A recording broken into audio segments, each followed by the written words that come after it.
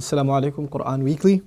I wanted to share some insights from an ayah once again with you. أعوذ بالله من الشيطان الرجيم وأنذر عشيرتك الأقربين واخفض جناحك لمن تبعك من المؤمنين رب اشرح لي صدري ويسر لي أمري واحلل عقدة من لساني يفقهوا قولي.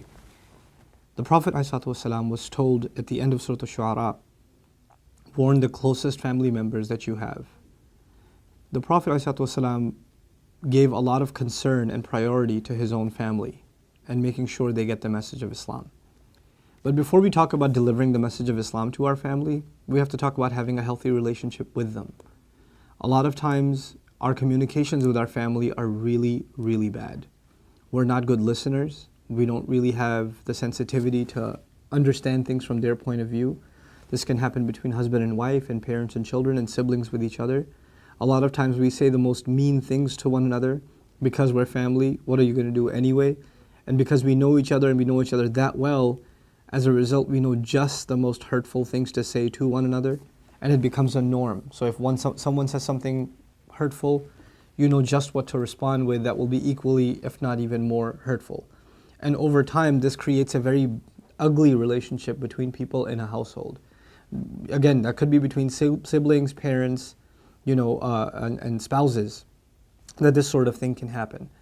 So we have to kind of, a lot of times, reassess and rethink the biggest priorities in our life. And really the gauge of what kind of person you are is how you are to your family. How are your relationships to the people that are the closest to you? You and I have a relationship with our employers, with friends, with people in our community, people we know professionally, people we know socially, etc., etc. But they only know a very small part of who we are. The people that know us most and we spend the most time with and are supposed to be the most important in our lives are our own family. And unfortunately, they see the ugliest side of us. They see the meanest, most insensitive, most dismissive, most condescending side of us.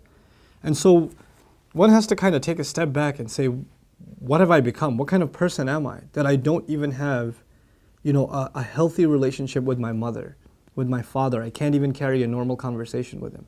I haven't talked to my wife forever. And if I do, I just ask her, where are the keys?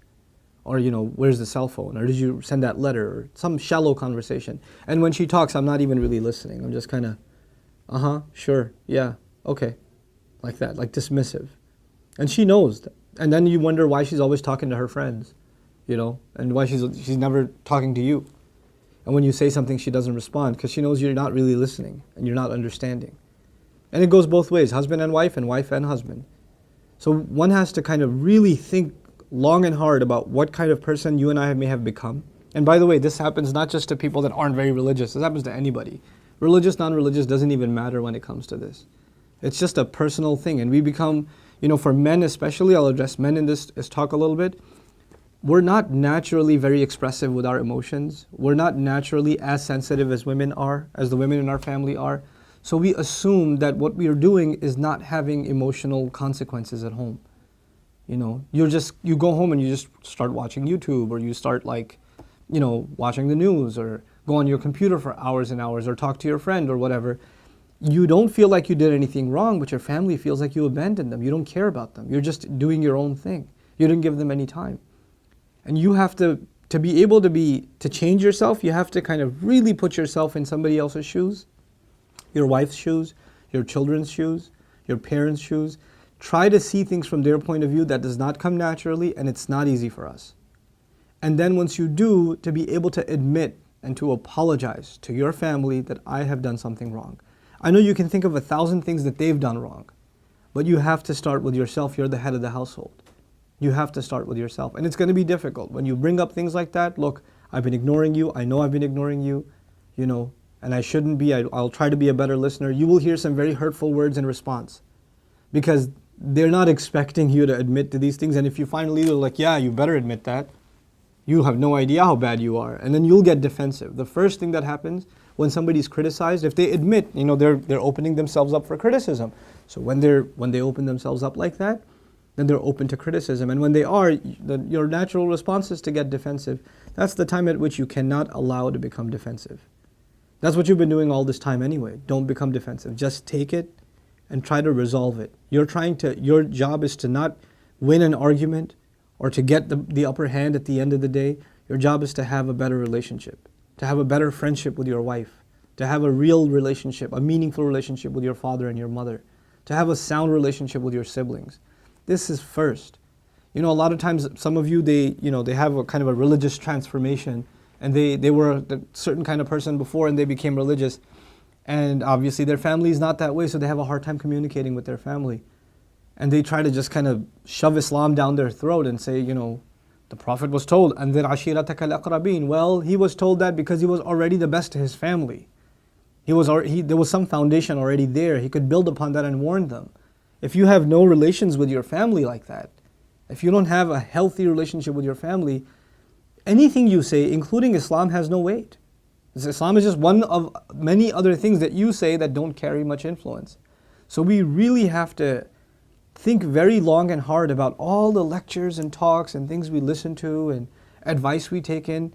How is that changing me as a person? And the easiest way to gauge how you've changed as a person is how your closest relationships have gone through a change. How sensitive have you become to those closest of your relationships? Because at the end of the day, that's a pretty good reflection of who we are. That's a very good indication of where we stand, It's easy to speak to strangers. It's easy to give a talk before a camera. That's easy. The hard part is mending relationships you have to deal with off the camera. The people you have that are around you that have expectations of you, and you have expectations of them, and you have to deal with them in the closest and the most intimate of ways.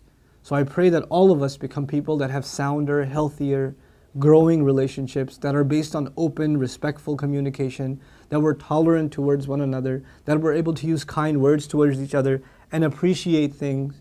I didn't talk about appreciation in this talk, but part of open communication is not just complaining about what you think is wrong and venting out your feelings. It's also acknowledging the good the other's done, to appreciate somebody's done something right, and that you really enjoyed it, or you really liked that they did that, or you're really grateful for them having done that. Mentioning these things, never assume your family knows. Nobody knows how you feel. They don't know. You don't know how they feel. They don't know how you feel. It has to be talked out.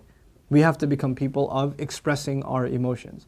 And in conclusion, I'll tell you, a lot of us, we come from backgrounds that are like Asian, Arab background, African background, where family structure has kind of a formality to it. And so expressing ourselves openly and emotionally is very difficult because we have these really formal relationships sometimes. You have to cross that bound, you have to cross those lines, and you have to openly communicate, respectfully nonetheless, but you have to openly communicate in order for your relationships to get better. And never, ever, ever assume you know how the other person feels. Let them express themselves.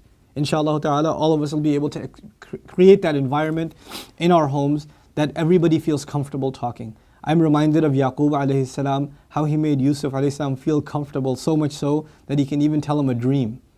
Like, what kid would think I should tell my dad a dream? Like, if something happened in the playground, I'm going to go tell my dad, Oh, actually, I wouldn't even tell my dad. I'd tell my mom first. I wouldn't even tell dad. What kind of awesome dad is he? He makes his kid feel so comfortable that the kid sees a dream he didn't like, and he comes and tells his dad about it. And his dad doesn't even say, oh, you must have had a bad dinner last night. Just don't worry about it. He sits him down and he compliments him and he says, this is amazing and you have a great future ahead of you. Why do you tell a child he's got a great future ahead of him, Allah will complete his favor upon him after he sees a dream? Because he knows, as a sensitive father, the most important thing to a child is to be reassured. He's reassuring his son. In the Quran, Allah recorded this for us to know. That's how we're supposed to be, sensitive family members, sensitive leaders, real listeners. Sensitivity is the same as being good listeners. We have to be good listeners and then respond indicating that you really, really listened. And then finally he warned him and said, look, don't tell your son, don't tell your brothers, you keep this to yourself, etc. SubhanAllah, it's really beautiful. So we have to become people like that. May Allah Azza wa Jalla help us learn lessons from the great characters of the Prophets ﷺ. The Prophet ﷺ told us, خَيْرُكُمْ خَيْرُكُمْ لِأَهْلِهِ. The best of you are the ones that are the best to their families. وَأَنَا خَيْرٌ مِنْكُمْ لِأَهْلِي. And I am the best to my own family. So may Allah help us emulate the character of the Messenger ﷺ in our family lives. Barakallahu li wa lakum. Assalamu alaikum. Quran Weekly. Assalamu alaikum. Quran Weekly. The Prophet ﷺ told us, الدال على الخير كفاعله. The one who points to something good gets the same reward as the one who did the good itself. Do me a favor and do all of yourselves a favor and share in the goodness if you benefited from these talks and these videos. Make it a point to share them with friends and family and get the word out. This is such an awesome project. I really, really appreciate the effort Quran Weekly folks have made. And I pray that Allah blesses them even more and brings even more and more good from them. These kinds of efforts, Allah tells us whoever doesn't thank the people hasn't thanked Allah. The hadith of the Prophet ﷺ teaches us that. So we should do that. We should appreciate the effort that's being made here. And the best way to appreciate their effort is to help them get more reward and get yourself more reward at the same time by spreading the word, inshallah ta'ala. Thank you again. Wassalamu alaikum. Assalamu alaikum, Quran Weekly. Do I have my mic on, by the way? Is it on? Working? It's working, sir? Okay.